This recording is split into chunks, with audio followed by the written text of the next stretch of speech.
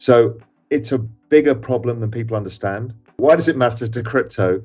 This is part of this choke point 2.0, where anybody who has access to the crypto market, any bank, goes under, but it's much bigger than that. So, okay, if they're blocking crypto out of the system, and this is the banking system creaking at the seams, why is crypto rallying? There's a negative force of this forcing people out of crypto. There's a massive negative issue with what's going on in the banking system, and that will continue until they start cutting rates aggressively.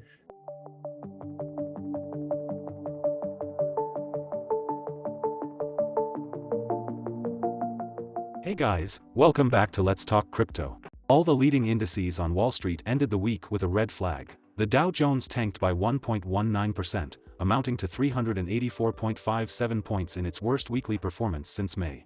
Friday saw stocks drift lower as investors shifted away from banking shares such as First Republic Bank, due to the lingering fears surrounding America's bank stability.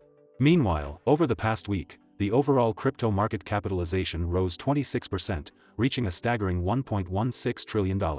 Not to mention, Bitcoin had a remarkable 31.5% increase in this time frame, with some altcoins experiencing an even more impressive 50% plus rise. In a recent interview, Raoul Pal, CEO and co-founder of Real Vision, discussed the US banking crash and his opinion on what took place. He shared his insight into the events that unfolded, and his perspective of the situation.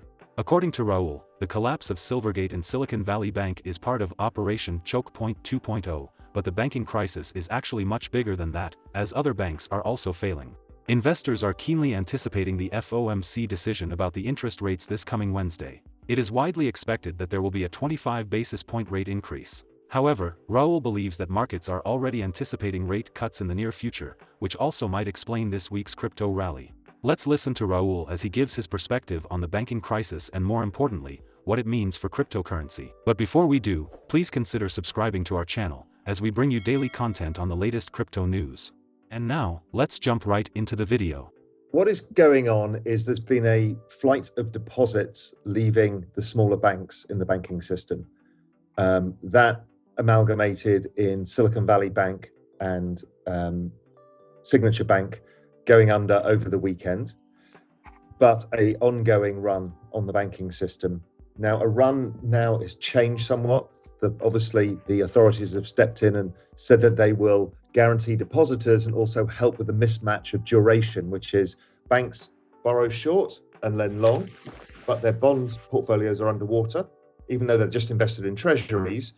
And if depositors leave, they have to unwind some of that part, which is the long part, and they're underwater. So suddenly they create these huge losses, and that's the systemic problem that's going on.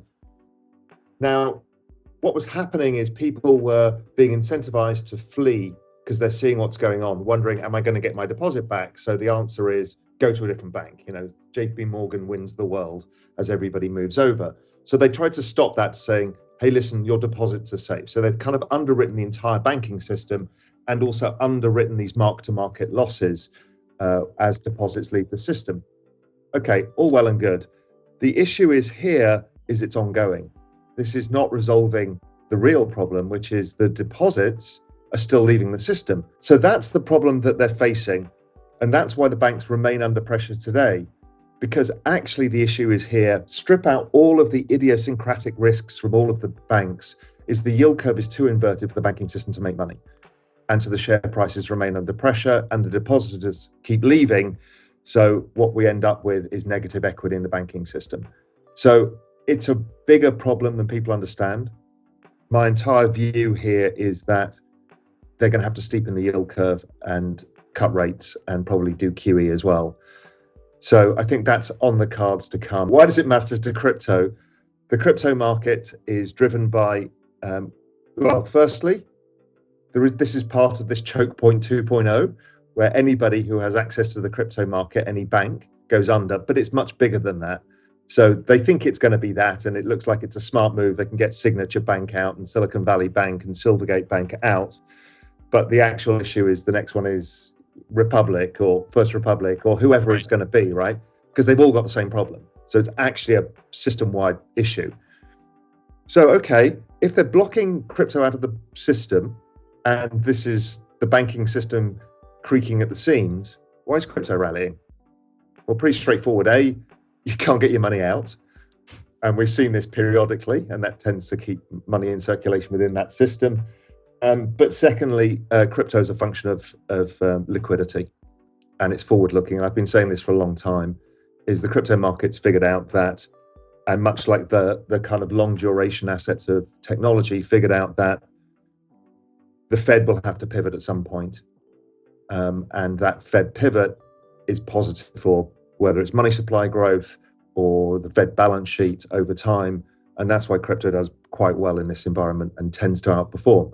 There's a negative force of this forcing people out of crypto. There's a massive negative issue with what's going on in the banking system, and that will continue until they start cutting rates aggressively. And it's positive for risk assets over time because more cowbell. Well, the market's figured out the issue, which is that even if you underwrite the depositors, the problem still remains.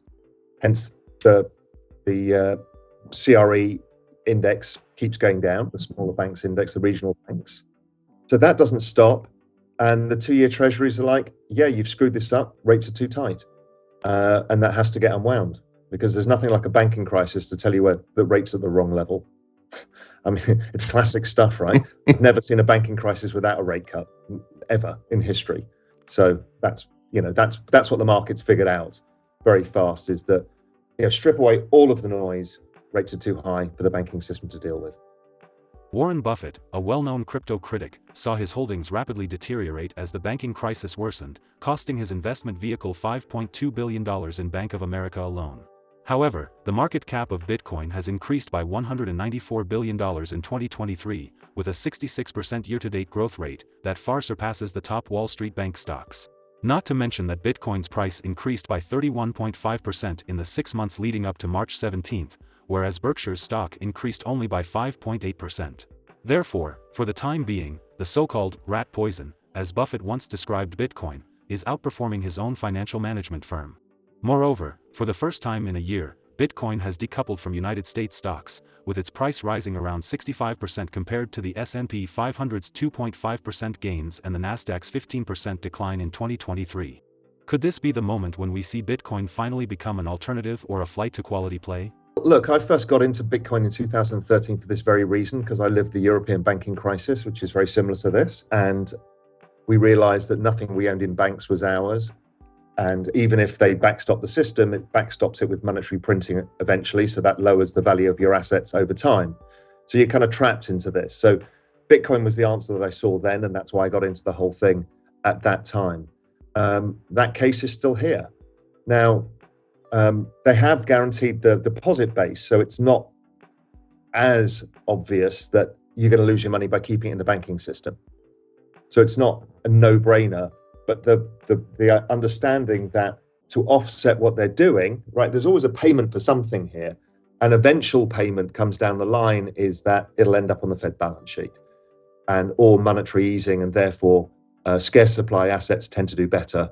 And so crypto does well. So yes, I mean, it's exactly what it was built for. I mean, don't forget, in the white paper itself was the thing about the governors bailing out the banking system. Again, these aren't bailouts, but they're still a use of monetary policy to paper over cracks in the banking system, which is still comes down to the one thing, is we have too much debt. And in debt, when you've got too much debt, you end up with rolling crises of different types. And crypto had created its own crisis by creating leverage on top of itself, which is a dumb thing and an 80-volt asset. The part of why the future is so screwed up is because of the leverage.